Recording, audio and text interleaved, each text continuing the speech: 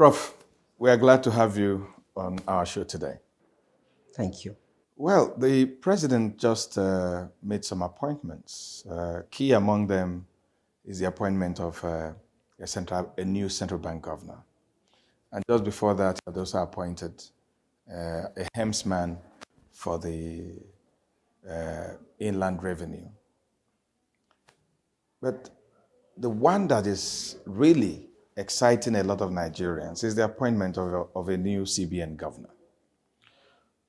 What agenda would you set for this CBN governor, who also has assisting him brand new deputy governors?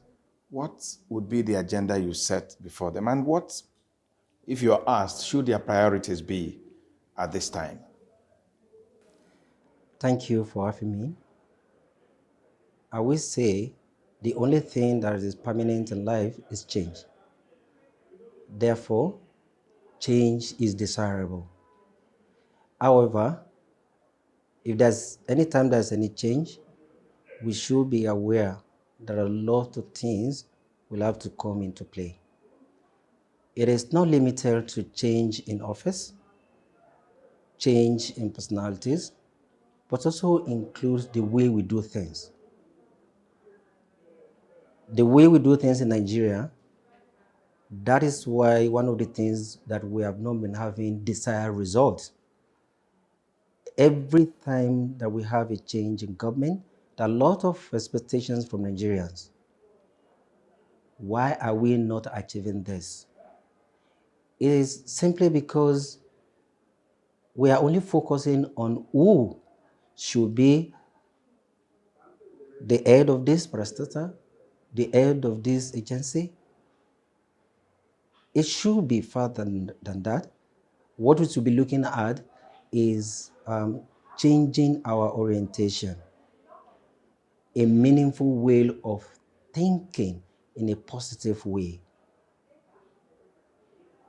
If there is any change in any office like the CBN, the agenda should be how do you make CBN to be functional, to be responsible in changing the value and the expectations that Nigerians have on our currency. Changing our orientation is very important, which we have been neglecting, and that is why we are not getting our desired result. The agenda should be what relevance our naira to dollar. Our agenda should be how do we strengthen our naira. Our agenda should be how will people be comfortable under this regime. And the main thing is to look at the manufacturing sector. Manufacturing sector, if we are encouraged, people are encouraged to venture into manufacturing. What do you mean by encourage? There are a lot of things that governments need to look at when you talk about people investing in the country, especially giving the people opportunity and the nomenclature to establish industries in the country. You talk about facilities, you talk about tax, you talk about things like human development. We talk about brain drain. Most of the times we try to invite people from other countries to come and invest in Nigeria, whereas we have what it takes in Nigeria for people to invest, our own people to invest in Nigeria. The question we should ask ourselves, why are they not investing in Nigeria? We have lots of Nigerians that are investing in other countries. Why are they not investing in Nigeria? These are the things that the government should look at. And that is why I said from the beginning that changing our orientation is the key. You asked a question, why are people not investing in Nigeria? And what I understand from what you're saying is we're inviting people to come and invest in Nigeria. And even Nigerians don't believe enough in Nigeria to invest in Nigeria. And some people have said, because the environment is not friendly. Government has not created an enabling environment for people to invest. Do you agree? To extend, our major problem is in the trust we have for our leadership. Now, when I say changing in orientation, you have to make people believe that your position as CBN governor, your position wherever you are appointed, is to look at ways of generating revenue through the stakeholders, revenue that will be of benefit to Nigerians. And that is why it is very important that there should be stakeholders analysis and see how people can work together and come up with strategies that will be of benefit to Nigerians. Let's go to specifics. You already talked about manufacturing and government, making it possible people to be interested in manufacturing. What other ways can we at this time, or what other ways can the central bank at this time, what can they do? The economy is in a bad shape. They cannot buy anything. If you're buying something abroad, the naira has lost so much value. And even the food that we talked about, we are having challenges even meeting demands of food inside the country. What should the central bank be doing at this time? I mean, you brought up the stakeholders. In conjunction with other stakeholders, what should the central bank be doing? I think there is a gap between the policymakers and the academics. I'm looking at a situation where the government will work with people from the university academics, where they can carry out research and recommend workable strategies for the government. Now, when I talk about stakeholders, it is not about the university system giving the government problems or university system, the government, developing policies that are not relevant to the university system. Solutions to Nigerians' issues are bounds that you can find in the university system. And I'm talking about academics. So this gap should be closed.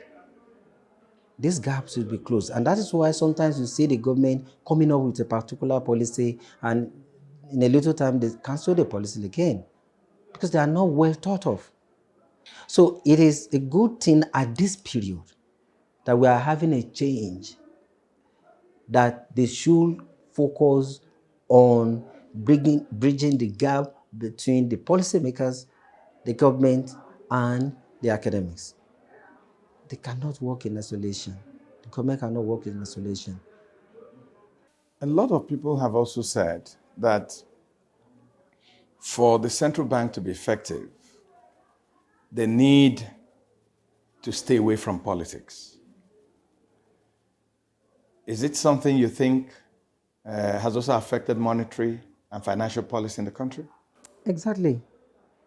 And I will reiterate the fact that even in appointments, I think there should be certain level of quality in who will appoint to what. This is not a joke. This is the country. That if you are appointing someone, it's somebody that can do the work, that can come up with something that will make Nigeria to be truly the giant of Africa. And so you have a situation where the government should carry out, unbiased research about how to do it and look at some other countries and looking at our own peculiarities to develop policies that are relevant to us. The naira is going down continuously. the former leaders at the central bank, they've come with a whole lot of solutions, but it doesn't look like it's working. What would be your advice? The first thing is we should ask ourselves, do we have confidence in Nigerian naira? The answer is no. But most people now prefer to buy dollars and keep dollars and use dollars in their transactions. It should not be. I think the government should, through the central bank, try to put some kind of confidence in our naira. It will strengthen the naira. It looks very abstract, but then you will discover that we have to build that confidence in the first instance, and then put in place policies that will bring down or that will improve our own currency against some other What currencies. kind of policies are you looking at? As I said earlier, I am looking at policies that will reduce importation, that will encourage manufacturing, and that we don't rely so much on government money. Let's do things that will improve the economy. Naira will definitely appreciate. There's a question I've been asking everybody in the past couple of weeks. Yes, we need to improve manufacturing, we need to cut down on imports and all that. But how about the process of even exchanging foreign currency in Nigeria, where anyone can walk into a bureau de change or an aboki's shed anywhere in the country and exchange any amount they want, be it $100, be it $150,000, be it $1 million, and no documentation, no identification, no BVN, no NIN, nothing. Is it also not putting pressure? This kind of undocumented transactions, which encourages corruption when you look at the bigger picture, is it not putting pressure on the weak naira already? Yes, that is one of the things that the government should look at. Looking at the process, looking at how people are just using our naira, uncontrollable. I mean, it is not done anywhere. It is not going to yield any positive result if people are just going about, changing our naira. I mean, with dollars, with such amount of money, huge amount of money. This should be controlled, and that is one of the reasons why that can lead to the confidence, bringing back the confidence of naira with people, and then you don't have to be changing your currency to dollars or pounds. Yeah, because a lot of Nigerians are wondering whether Nigeria has become a dual currency country. Because if you go to the embassies, they ask you to bring your dollar card for you to make payments in the embassy. And in some other businesses in Nigeria, people use foreign exchange. And I am asking, besides being illegal, is it not also affecting, the strength of the naira? It's definitely affecting it. And I will suggest to the new CBN governor to look at the loopholes, trading of our naira. I mean, looking at how people can be disciplined when they are, exchanging our naira. Government can put up a policy on this. I'm not saying that the government should cancel bureau de change, but they can control it, exchanging naira, with dollars or pounds. Do you think there's a role that the National Assembly can play in this? Of course, definitely. They can put up a legislation on this, and everyone will abide by it. It is just because, as I've said it several times in many occasions, that it is just that we need to change our orientation, the way we think, the way we do things, that we just want to get rich overnight. We don't want to add values to human life. So we need to, let Nigerians know that we believe in ourselves and we can do it. With this, I'm very sure that things will improve in Nigeria. You've been involved in a lot of academic work. Besides being the director of the University of Abuja Business School, you also write a lot of books, and you just wrote one, Academic Entrepreneurship in Nigeria, a book of reading. What informed your decision to come out with this book? Thank you. You see, if you look at Nigeria, people don't think about what they can give. They always think about what they can get from the system. That is the first thing that, informed me of this book. Adding value. Then I discovered that there is a gap between the government and the academics. Most times, academics research are limited to promotion. Most times, government legislates or bring out a particular policy that are not relevant to the society. So this book is all about bridging the gap that academics, governments should go to the academics. If they have any issue in terms of medicine, engineering, business, entrepreneurship, to find solutions. Carry out research. Then look at society. What is relevant to us in the society?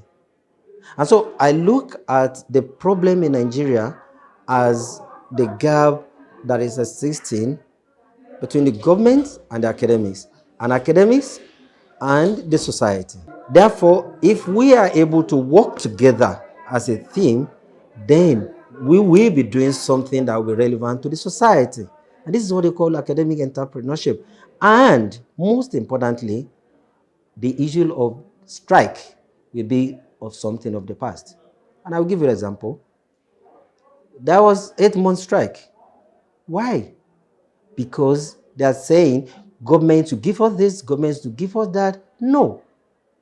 With this book, Academic Entrepreneurship, I am saying that in academics, we are not giving the right priority to our main existence. We are supposed to be able to generate money for ourselves. Not only that, in fact, bring out some kind of work that can generate money for the government.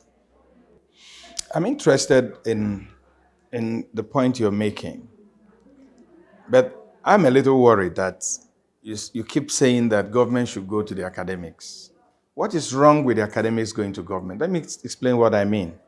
A lot of universities like yours, and I'm glad you pointed out that research in the universities now is just for promotion. It's not solution solving, which universities are known for. Is there anything wrong with academics looking at some issues in society, which of course is what they do, researching, studying, and then coming out with these solutions, not just for lecturers to get promoted to professors and getting PhDs and what have you, and present it to government as, let's use something like the challenges we're having with the economy. Is it not proper that a university should be able to come out with a document, a well-researched document, on how government can get out of this and approach the government with it? Yes. I will just narrate this by giving you an example. Kwara State University is one of the leading universities in Nigeria today. It's very popular. Kwara State University, under the Vice Chancellor, Professor Abdulrahim Nala, after 5 years of government sponsoring the university, the government stopped because that was in the law, that after 5 years, government will stop funding the university. For another 5 years that Professor Abdulrahim Nala was the Vice Chancellor, there was no naira, a single naira from the government to fund the university. But be careful about this. With outstanding quality, Professor Abdulrahim Nala ran the university for 5 years successively with outstanding performance. How did he do it? It's through this academic entrepreneurship. I mean, when you talk about academic entrepreneurship, is by commercializing your knowledge. Come out with something, commercialize it, you generate money. It's not only by, in fact, for that period of 5 years, KwaSU did not, that's Kwara State University, did not increase tuition fee by 1 naira. It will surprise you. So it's the revenue generation is not coming from, putting pressure on the society and the student. No, but it's in generating revenue through commercialization of knowledge. That is what the Vice Chancellor did, and that is the essence of academic entrepreneurship. Now, if this it will reduce, pressure on the government. Come and give us money. We need money. You have to fund us. Up to today, Kwara State University as an institution, charging far lower than some private institutions. It's not funded by the government. Are you preaching this to other universities? Because Exactly. this should be a case study. Exactly. If you read this book has about 13 chapters. If you read this book, you will see that contributors are saying that there are lots of opportunity. If we can change our orientation in academics, there are a lot of opportunities and things that academics can provide to the society and the government. It's not just about we are working, give us money, our salary. No, it's about adding value to the society, adding value to the government. And so this is a campaign. This book is about a campaign on how the government should see the importance of the academics, and the academics seeing the importance of their research to the society. And if we work together, it's going to reduce the pressure on government and saying, come and give us money. We would rather tell the government on how to generate revenue, legitimate revenue. This is exactly what they call academic entrepreneurship, if you read this book. Okay. Are we making this book available to people outside the university system? Yes. This is a book that's going to be launched next week, Saturday, on the 23rd of September. Okay. And it's going to be chaired by His Excellency, the Executive Governor of Ekiti State. And so many other policymakers, senators are coming on Saturday to NAF Conference Center to look at this book on the campaign on how to bridge the gap, and the university system to work with the government, and the government to work with the university system for the society to be a better place. We have what it takes in Nigeria. All these policies that we are talking about the CBN, come to the academics. Let them give you practical examples of where they have done this policy, they have implemented this policy, this one is not working, this one should work, given our peculiarities. Let me ask you sincerely, do you believe that sometime soon we'll see this cross-pollination of ideas and working together between government and academics? Yes, very soon. Because the campaign is starting with changing our orientation. Those that will be coming for the launching, hear us talking, we know it starts from us. Changing our orientation. What do you have to give to the society? What do you have to give to the government? Not what the government wants to give to you. Not what the society wants to give to you. If you are appointed given an appointment, it is to add value. So that is what they call entrepreneurship. So once we change that mindset, once we are able to change the mindset of people, the policymakers, the government, the academics, then things will fall. We'll be right. So the question is, what do you have to give to the society? Not what society will give to you. Exactly. How do we go about changing our orientation? Prof, I'd like to thank you. Thank you very much. And thank you very much. We wish you the best of luck as you launch your new book. Thank you very much. Thank you. My pleasure.